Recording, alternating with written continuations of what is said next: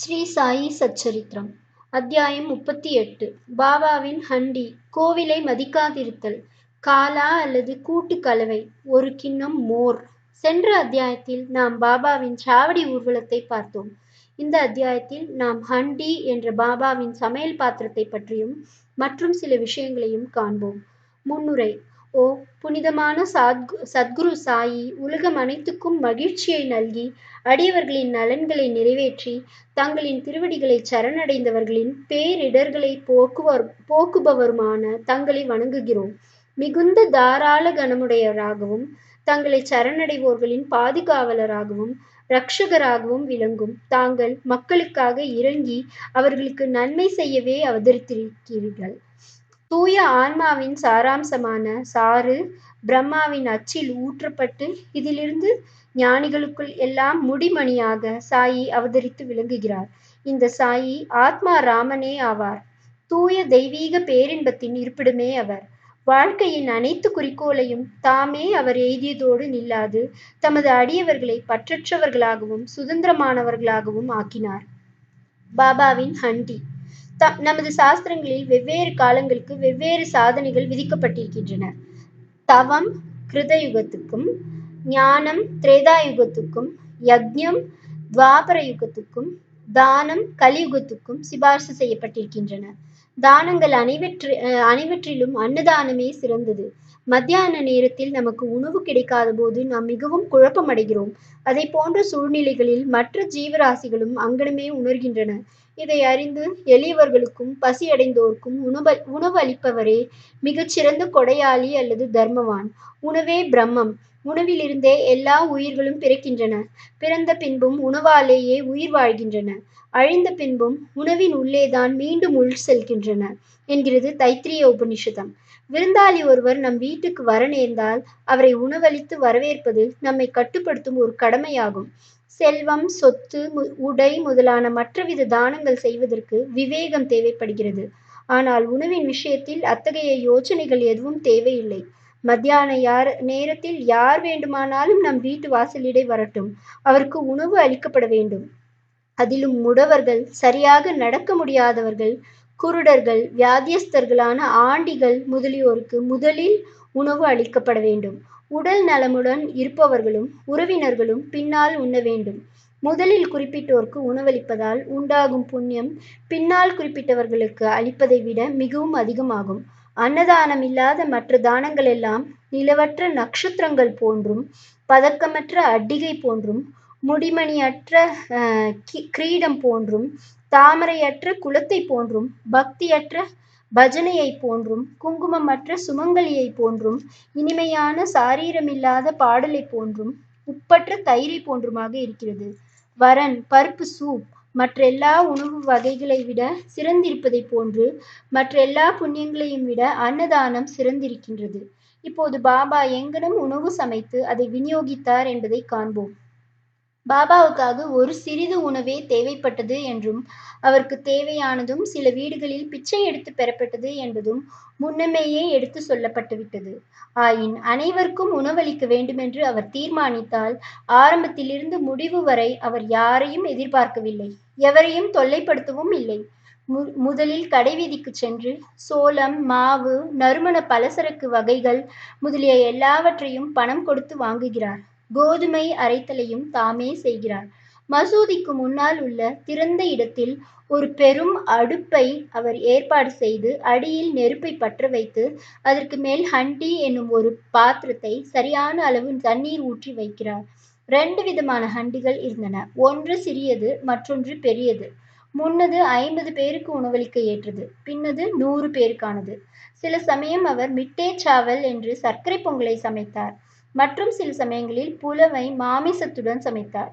சில சமயங்களில் கொதித்து கொண்டிருக்கும் வரன் என்னும் சூப்பில் கோதுமை மாவை சிறு உருண்டைகளாகவோ அல்லது தட்டையான ரொட்டிகளாகவோ செய்து அதில் மிதக்க விட்டார். வாசனை பொருட்களை அம்மியில் வைத்து இடித்து தூளை சமையல் பாத்திரத்தில் போட்டார். உணவை மிகவும் சுவையானதாக்க அவர் எல்லா சிரமங்களையும் எடுத்துக்கொண்டார். ஜவ்வாரி மாவை தண்ணீருடன் கொதிக்கவிட்டு அதை தயிருடன் கலந்து அம்பீல் என்பதை தயார் செய்தார். உணவுடன் இந்த அம்பீலை அனைவருக்கும் ஒரே மாதிரியாக விநியோகித்தார். உணவு ஒழுங்காக வேகிறதா என்பதை பார்க்க பாபா தனது கஃப்னியின் கைகளை மேலே சுருட்டிவிட்டு கொண்டு தனது வெறும் கையை கொதிக்கும் பாத்திரத்தில் துளியும் பயமின்றி விட்டு கொதிக்கும் கலவையை நன்றாக மேலும் கீழும் பக்கங்களிலும் கலக்கி விடுகிறார். கை வெந்ததற்கான எந்த அடையாளத்தையோ முகத்தில் பயத்தின் எவ்வித சாயலையோ காண முடிவதில்லை.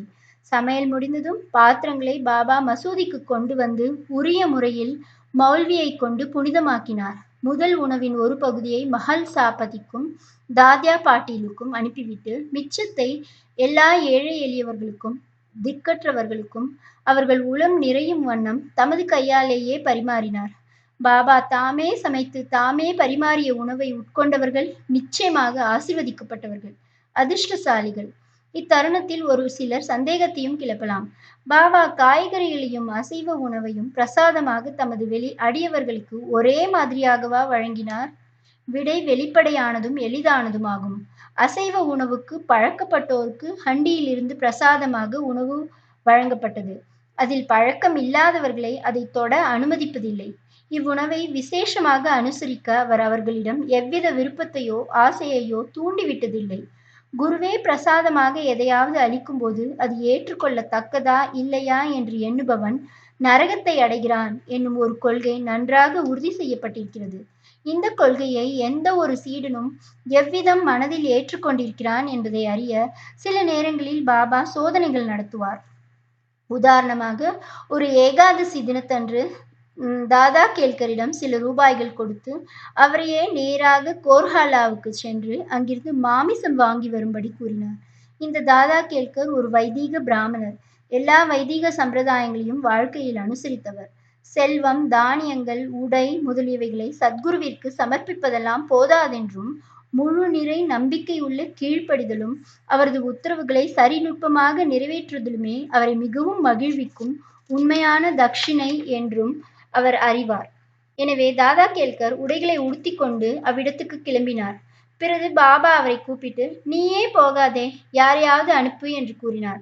இதன் பேரில் தாதா தமது வேலையாள் பாண்டுவை இதற்காக அனுப்பினார். பாபா அவரையும் திருப்பி வரச் சொல்லி அதையும் ரத்து செய்துவிட்டார். மற்றொரு சந்தர்ப்பத்தின் போது புலாவ் என்னும் மாமிச கறி உப்பு சரியாக இருக்கிறதா என்பதை சற்று சுவைத்து பார்க்கும்படி பாபா தாதாவை கேட்டார். பின்னவர் சாதாரணமாகவும் முறைக்காகவும் அது சரியாக இருக்கின்றது என்று கூறினார். அதற்கு பாபா, நீ அதை கண்ணால் பார்த்ததோ நாவால் சுவைத்ததோ கிடையாது. பின்னர் அது சுவையாய் இருக்கிறது என்று எப்படி உன்னால் உரைக்க முடியும்? பாத்திரத்தின் மூடியை திறந்து பார் என கூறிக்கொண்டே பாபா அவரது கையை பிடித்து பானைக்குள் அழுத்தி கையை முன்னால் நீட்டி கரண்டியை எடுத்து, வைதீகத்தை பற்றி கவலைப்படாமல் பதறாமல் கொஞ்சம் எடுத்து உன் சாப்பாட்டில் போட்டுக்கொள் என்றார். தாய்க்கு குழந்தையிடம் ஒரு உண்மையான அன்பின் அலை தோன்றும் போது அதை கிள்ளிவிட்டு அது அழத் தொடங்கியதும் அதை தன் மார்போடு அணைத்துக் கொள்கிறாள். அவ்வாறே பாபா உண்மையான தாய் என்ற முறையில் தாதா கேல்கரை இவ்விதமாக கிள்ளிவிட்டார். உண்மையில் எந்த ஞானியோ அல்லது குருவோ தடுக்கப்பட்ட உணவை தமது வைதீக சீடனை உண்ணும்படி வற்புறுத்தி அதன் மூலம் தம்மை கீழ்மைப்படுத்திக் கொள்ள மாட்டார். இந்த ஹண்டி விவகாரம் 1910ஆம் ஆண்டு வரை சில காலம் நடந்தது. பிறகு நின்றுவிட்டது. முன்னரே கூறியதைப் போன்று தாஸ்கனு பாபாவின் புகழை பம்பாய் மாகாணம் எங்கிலும் தம் கீர்த்தனைகளால் பரப்பினார். நாட்டின் அந்த பகுதியிலிருந்து ஷீரடிக்கு மக்கள் திரளாக வந்து கூடத் தொடங்கினர். ஷீரடி சில நாட்களுக்குள்ளாகவே ஒரு புனித க்ஷேத்திரம் ஆகிவிட்டது. பக்தர்கள் வெகுமதி அளிப்பதற்காக பல்வேறு பொருட்களை கொணர்ந்தனர். வெவ்வேறு உணவு வகைகளை நைவேத்தியமாக சமர்ப்பித்தனர். அவர்கள் அவ்வாறு அளித்த உணவுப் பொருட்கள் எவ்வளவு என்றால், பக்கிரிகளும் ஆண்டிகளும் வயிறு புடைக்க உண்டுவிட்டு பின்னும் மீதி இருக்கும் அளவு இருந்தது. எங்கனம் நைவேத்தியம் பகிர்ந்தளிக்கப்பட்டது என்று கூறும் முன்பு உள்ளூரில் இருந்த கோயில்களின் மீதும் தெய்வங்களின் மீதும் பாபாவுக்கு எத்தகைய மரியாதையும் ஆர்வமும் இருந்தது என்பதை விளக்கும் நானா சாஹேப் சாந்தோர்கரின் கதையை எடுத்துக்கொள்வோம். நானா சாஹேப் கோவிலை மதியாதிருத்தல். சிலர் தங்களுக்கே உரிய முறையில் அனுமானித்துக் கொண்டும் யூகித்துக் கொண்டும் சாயி ஒரு பிராமணர் என்றும் சிலர் அவர் ஒரு முகமதியர் என்றும் கூறினர். உண்மையில் அவர் எந்த ஜாதியையும் சேர்ந்தவர் அல்ல. எப்போது எந்த ஜாதியில் பிறந்தார் என்பதையும் அவரது பெற்றோர் யார் என்பதையும் ஒருவரும் நிச்சயமாக அறிந்திருக்கவில்லை. பின்னர் அவர் எங்கனும் ஒரு பிராமணராகவோ முகமதியராகவோ இருக்க முடியும். அவர் ஒரு முகமதியர் என்றால் மசூதியில் அணையாமல் எப்போதும் துணியை எரிய வைத்துக் கொண்டிருக்க முடியும். அங்கு எங்கனும் ஒரு துளசி பிருந்தாவனம் இருக்க முடியும். சங்கோசை, மணியோசை, இன்னிசை கருவிகள் ஆகியவைகளை எங்கனம் அனுமதிக்க முடியும்? அவர் ஹிந்து வழிபாட்டு முறைகளின் எல்லா அம்சங்களையும் எங்கனம் நடக்க விட்டிருக்க முடியும்? அவர் ஒரு முகமதியராய் இருந்திருந்தால் அவர் காதுகள் குத்தப்பட்டிருக்குமா? ஹிந்து கோயில்களை செப்பனிட தம் கையில் இருந்த பணத்தை அவர் செலவு செய்திருக்க முடியுமா? மாறுபாடாக ஹிந்து கோவில்களையும் தெய்வங்களையும் மதியாமல் இருப்பதை அவர் சிறிதும் சகிப்பதில்லை. ஒருமுறை நானா சாஹேப் சாந்தோர்கர் திரு பினிவாலே என்ற தனது ஷட்டகருடன் ஷீரடிக்கு வந்தார். அவர்கள் மசூதிக்கு சென்று பாபாவின் முன்னால் அமர்ந்து பேசிக் கொண்டிருந்த போது பாபா திடீரென்று நானா சாஹேப்பின் மீது கோபம் அடைந்தார். நீ இவ்வளவு காலம் எனது கூட்டுறவில் இருக்கிறாய், எங்கனம் நீ இவ்விதம் நடந்து கொள்கிறாய் என்று அவரை கேட்டார். முதலில் நானா சாஹேப்புக்கு ஒன்றும் புரியவில்லை. தாழ்மையுடன் விளக்கும்படி கேட்டுக்கொண்டார். பாபா அவரை கோபர்காம் எப்போது வந்தார் என்றும் அங்கிருந்து ஷீரடிக்கு எங்கனம் வந்தார் என்பதையும் கேட்டார். உடனே நானா சாஹேப் தன் தவறை புரிந்து கொண்டார். அவர் ஷீரடிக்கு வரும்போதெல்லாம் கோபர்காவில் கோதாவரி கரையில் உள்ள தத்தரின் கோயிலை வழிபட்டு வருவது வழக்கம். ஆனால் இம்முறை தத்தரின் பக்தரான தனது உறவினரையும் அக்கோவிலுக்கு போகாமல் தடுத்து தாமதத்தை தவிர்க்கும் பொருட்டு ஷீரடிக்கு நேராக வந்துவிட்டார். இக்குற்றத்தை எல்லாம் அவர் பாபாவிடம் ஒப்புக்கொண்டு கோதாவரியில் குளித்துக் கொண்டிருக்கும் போது ஒரு பெரிய முள் அவர் பாதத்தில் குத்திவிட்டதனால் அது அவருக்கு மிகுதியான தொல்லையை கொடுத்தது என்று கூறினார். பாபா அது அவருக்கு லேசான தண்டனை என்று கூறி எதிர்காலத்தில் ஜாக்கிரதையாக இருக்கும்படி கூறினார். காலா கூட்டு கலவை. நைவேத்தியம் விநியோகிக்கப்படும் கதைக்கு திரும்புவோம். ஆர்த்தி நிகழ்ச்சி முடிந்த பின்னால் எல்லோரையும் உதியுடனும் ஆசீர்வாதங்களுடனும் அனுப்பிய பிறகு அவர் உள்ளே சென்று நிம்பாரில் தமது முதுகை சாய்த்து கொண்டு 2 வரிசையுள்ள பந்தியுடன் அமர்ந்திருப்பார். நைவேத்தியம் கொண்டு வந்த பக்தர்கள் பூரி, மாண்டி, போலி, பாசுந்தி, சாஞ்சா, சோறு முதலியவைகள் உள்ள தங்களது உணவு பதார்த்தங்களை வலிந்து உள்ளே அனுப்புவார்கள். பாபாவினால் புனிதமாக்கப்பட்ட உணவின் பிரசாதத்திற்காக வெளியே காத்து கொண்டிருப்பார்கள்.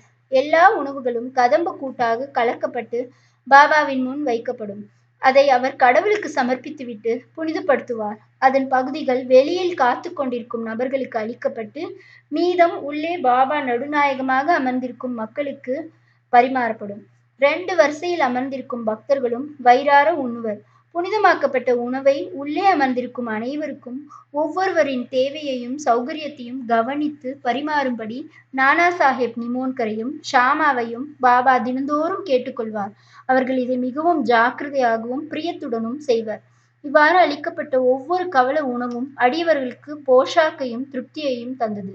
அத்தகைய இனிமையான விருப்பமான புனிதமாக்கப்பட்ட உணவு அது எப்போதும் புனிதமானது, தெய்வீகமானது. ஒரு கிண்ணம் மோர். ஒருமுறை இந்த கூட்டத்தில் இருந்தபோது ஹேமாட் பந்த் வயிறு நிறைய சாப்பிட்டு விட்டார். அப்போது பாபா அவருக்கு ஒரு கிண்ணத்தில் மோர் கொடுத்தார். அதன் வெண்மையான தோற்றம் அவரை மகிழ்வித்தது. ஆனால் வயிற்றில் அதற்கு இடம் இருக்காது என்று அவர் அஞ்சினார். என்றாலும் லேசாக உறிஞ்சினார். மிகவும் சுவையாக இருந்தது. அவரது தடுமாறும் எண்ணத்தை புரிந்து கொண்ட பாபா, எல்லாவற்றையும் குடித்துவிடு, இனிமேல் இந்த மாதிரி வாய்ப்பு உனக்கு கிடைக்காது என்று கூறினார். அப்போது ஹேமாட் பந்த் அதை முழுக்கவும் பருகினார். பாபாவின் உரை தீர்க்க தரிசனமானது என்றது கண்டார். ஏனெனில் பாபா சீக்கிரத்தில் காலமானார். இப்போது வாசகர்கள் ஹேமாட் பந்துக்கு நிச்சயம் நன்றி செலுத்த வேண்டும். அவர் கிண்ணத்தில் இருந்த மோரை அருந்தினார். ஆனால் பாபாவின் லீலைகள் என்ற ரூபத்தில் வேண்டிய அளவு அமிர்தத்தை நமக்கு விநியோகித்தார். பற்பல கிண்ணங்கள் அமிர்தத்தை நாம் பருகுவோம், திருப்தி அடைந்து மகிழ்வோம். ஸ்ரீ சாயியை பணிக. அனைவருக்கும் சாந்தி நிலவட்டும்.